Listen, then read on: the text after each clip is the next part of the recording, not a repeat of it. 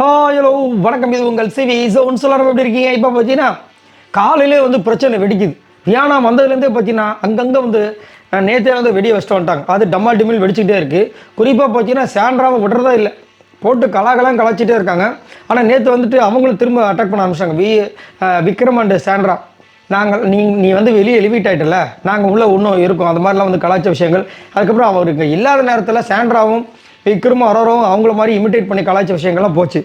இப்போ பார்த்தீங்கன்னா காலையில் வந்து ஒரு சம்பவம் நடக்குது. ஆனால் வெளியில் வந்து சாண்ட்ராக்காக ஒரு ஸ்டோரி ஒன்று பார்த்தேன். இந்த கிறிஸ்டோபர் ஃபேஸை வந்து போட்டு, அதான் இந்த எந்த படத்தில் வருவாங்களா, ராட்சசம் படத்தில் போட்டு இங்கே வந்து இந்த பக்கம் பார்த்தீங்கன்னா நம்ம சாண்ட்ரா படத்தை போட்டு கலாய்ச்சிருந்தாங்க. அதை உள்ளே போய் சொல்லிட்டாங்க இவங்க.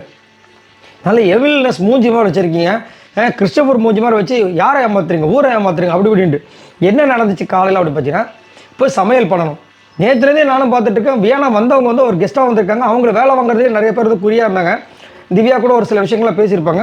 அதேமாதிரி நேற்றே வந்து திவ்யாவுக்கு சபரிக்கு லைட்டாக முட்டும். ஏன்னா இப்போ விஜய் படத்துக்கு கம்பெனிக்கு போனதுனால வேறு வழி இல்லை.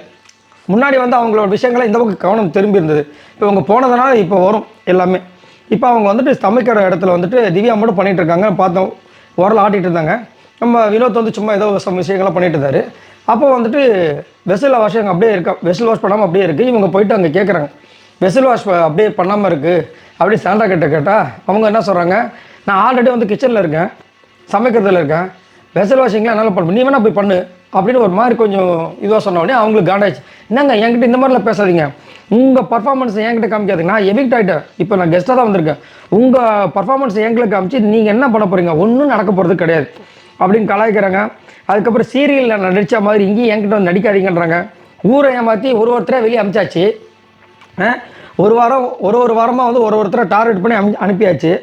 வீட்டில் எல்லாருமே உங்களை வந்து அப்படியே தலையில் வந்து க்ரோன் வச்சு தாங்கிட்டு இருப்பாங்களா, அப்படியே உட்காந்த இடத்துல எல்லாமே நடக்கும் சொல்லிட்டு கலாய்களான்னு ட்ராய்க்கிறாங்க. பயங்கரமாகுது. அப்படியே எபில்னஸ் மாதிரி பண்ணுறீங்க அப்படின்ட்டு அங்கேருந்து போயிட்டு திவ்யா கிட்டே போயிட்டு புலம்பி தள்ளுறாங்க.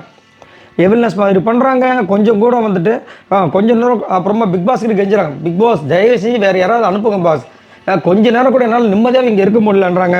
அப்புறம் வந்து அவங்களுக்கு ஒரு மாதிரி இருக்காங்க, ஊர்க்கிழமை மாதிரி பேசிகிட்டு இருக்காங்க அவங்க. இந்த மாதிரி இருந்தால் எல்லாமே நாசமாக போய்டுன்றாங்க. அதுக்கப்புறம் ஊரே உருப்படாமல் போய்டுன்றாங்க. ஒரு ஏஜ் மெச்சூரிட்டி வேண்டாம் அப்படின்றாங்க. என்னென்னமோ பேசுகிறாங்க.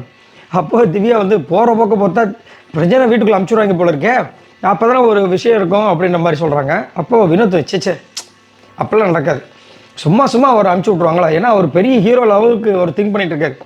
அது இனிமேல் தான் நடக்க போகுதுன்னு சொல்லிட்டு பிரஜனை வந்துட்டு ஒரு சில விஷயங்களை சொன்னார். பட் அது நடந்துச்சா இல்லையான்றது நம்ம போகும்போது தெரியும். ஸோ அவர் சொன்னோடனே ஏன் அவருக்கு என்ன ஹெலிகாப்டரில் வந்து இறங்க போகிறாரு வியானா, அவரும் நம்மள மாதிரி தானே, அதெல்லாம் வந்தாலும் வருவாங்க அப்படின்ற மாதிரி வந்து பேசி இந்த பக்கம் ஒன்று போயின்னு இருக்கு. ஸோ இதை பற்றி உங்களோட கருத்துக்களை சொல்லுங்கள். புகையுது வெடியுது. இதில் வேறு வந்துட்டு திவாகர் இதுக்கப்புறம் தான் வரப்போகிறாரு. திவாகர் வந்ததுலேருந்து ஏதோ விஷயங்களை சொல்லிடுவார் போல இருக்குது. அதனால தான் பிக் பாஸ் வந்து இப்போ வார்னிங் கொடுக்குறாரு. என்ன நடக்க போகுது தெரியல. ஆனால் நிறைய சம்பவங்கள் இதுக்கப்புறம் இருக்குது. என்ன ஒன்று விஜய் போகிறது கம்முறது மட்டும் வரமாட்டாங்க போல இருக்குது. இதை பற்றி உங்களோட கருத்துக்களை சொல்லுங்கள். பாய் நண்பர்களே.